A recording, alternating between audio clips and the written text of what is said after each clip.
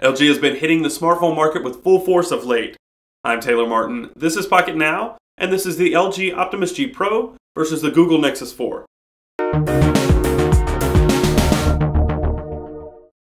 LG is dead set on making a name for itself in the upper end of the smartphone market, winning over the hearts of everyone and replicating the success of a device like the Galaxy S3 by Samsung.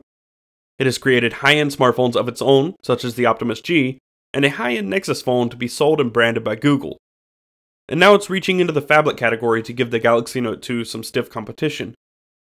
But side by side with its relatively close sibling, these two devices have next to nothing in common. The Google Nexus 4 was a device built upon the openness of Android, offering the purest Google experience in a smartphone. The LG Optimus G Pro is a direct Galaxy Note 2 competitor and shows how uninspired LG design can be at times. Although manufactured by the same company, the Optimus G Pro and the Nexus 4 offer two totally different experiences and target two totally different types of consumers. The first of these major differences is design.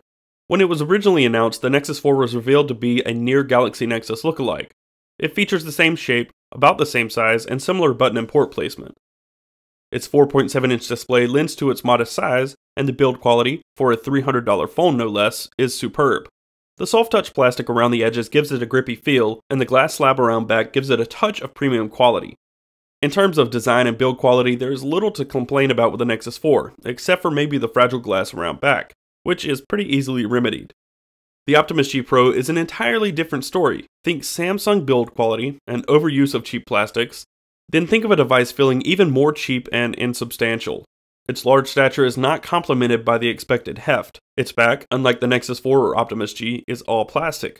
The trim around the outer edge is plastic, a faux brushed metal as seen on many Samsung Galaxy devices. And it features a physical home button, flanked by two capacitive buttons for back and menu, another Samsung feature. Where the glass back on the Nexus 4 means the battery is integrated, non-removable, the plastic battery door in the Optimus G Pro allows for popping in a spare battery. That is one of the few benefits of a plastic device. One feature that cannot go unmentioned is the display. The Optimus G Pro features a giant 5.5-inch display with a monster resolution of 1920 by 1080 pixels, a density of 401 pixels per inch. The display on the Nexus 4 is a 4.7-inch 720p panel. The difference is noticeable.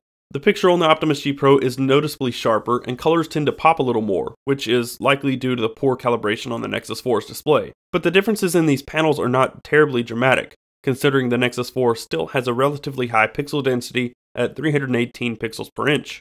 The true reason why the display matters so much on these devices is, well, size. The 4.7-inch display on the Nexus 4 makes it a much more manageable device, particularly for one-handed use.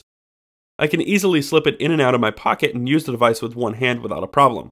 The 5.5-inch display on the Optimus G Pro makes it noticeably more unwieldy, especially for anything but two-handed use. Its 16:9 aspect ratio makes the display quite tall and narrow, and it forces the user to stretch their thumbs and kills any hope of touching all four corners without choking up and adjusting grip. This is one of the largest, if not the largest, determining factors between these two smartphones. Other than that, however, we're left with a host of specification differences. The Nexus 4 comes with a 1.5 GHz quad-core Snapdragon S4 Pro chipset, 2 GB of RAM, either 8 or 16 GB of built-in storage with no option for expansion, an 8 megapixel camera, a 2100 mAh battery, and HSP Plus connectivity. The Optimus G Pro features a 1.7 GHz quad-core Snapdragon 600 chipset, 2 GB of RAM, 32 GB of built-in storage, a microSD card slot for expansion, 13.1 megapixel camera, 3140 mAh battery, and HSP Plus and LTE connectivity, though the band support is quite limited on this Korean model. Both also feature Wi-Fi BGN, Bluetooth 4.0, NFC, and wireless charging. Strictly in terms of build quality and design, the Nexus 4 wins hands down. It's hard to believe these two devices were manufactured by the same company. At least on paper, the Optimus G Pro has the advantage in display density and resolution, horsepower, storage, and connectivity. There are next to no compromises with LG's phablet, unless you consider mediocre build quality a compromise. Once you dig into the software, the differences continue to pile up. Google's precious Nexus 4 is as pure gets. Updates come directly from Google, pure, unadulterated Android, exactly as it was intended to look and feel. The home screen's settings application, notification shade, and recent apps function are all clean and unified. The software on the Optimus G Pro is entirely the opposite of that. It appears to be inspired by nature, not unlike Samsung's TouchOS Nature UX, incorporating nature wallpapers and even nature-inspired elements like a water droplet lock screen animation. Every element from the home screen and the icons to the settings application has been heavily themed and customized. The settings app, for example, is tabbed and divided into 4 subsections: networks, sound, display, and general, and the interface elements are pulled in all different directions. The notification shade is various shades of gray with light blue accents. The tabs in the settings app are the same gray with the same blue accent, but the rest is white, unlike anything else in the UI. And the tabs within the application drawer are a similar gray, but they're textured. On top of all that, the Nexus 4 comes with only the essentials pre-installed, the absolute bare minimum you will ever see on any Android software excluding customized ROMs. The Optimus G Pro comes with a staggering 83 applications pre-installed. That number, of course, includes the essentials, such as camera, the dialer, or contacts, but those are only a fraction of the pre-installed applications. LG has included practically everything under the sun out of the box: Q Translator, MeChat, Smart Wallet, and a host of other applications and services, and only some of these can be uninstalled. The upside is that LG software does bring some benefits, such as Q-Slide apps, which are miniature applications for calendar, calculator, memo, internet, etc., that hover atop other applications for an extensive multitasking experience. It also has quiet time, not unlike Samsung's blocking mode. If you're in search of a nice, solid, consistent experience, neither phone will disappoint. The Nexus 4 is bare bones by nature and leaves the customization entirely to the user. The Optimus G Pro, on the other hand, comes with everything shy of the kitchen sink preloaded, with a few unique features. Performance is an area neither of these two smartphones shy away from. Although the Nexus 4 is sporting last year's Qualcomm chipset, the Snapdragon S4 Pro, it's certainly more than capable of handling the common everyday tasks, and even most of the more laborious ones. Using synthetic benchmarks, the Optimus G Pro is the clear winner. Using Antutu, the Optimus G Pro consistently scored around 20,000, though the Nexus 4 still averaged a respectable 17,000. And in the quadrant standard test, the Optimus G Pro managed an impressive 12,000, give or take, while the Nexus 4 averaged around 4,500. But those are only benchmarks, which hardly translate to real-world performance. The Nexus 4 and the Optimus G Pro slice through the normal workload like butter, and in most cases, gaming is a pleasure, though there are some games that we found that slow the Nexus 4 down just a bit.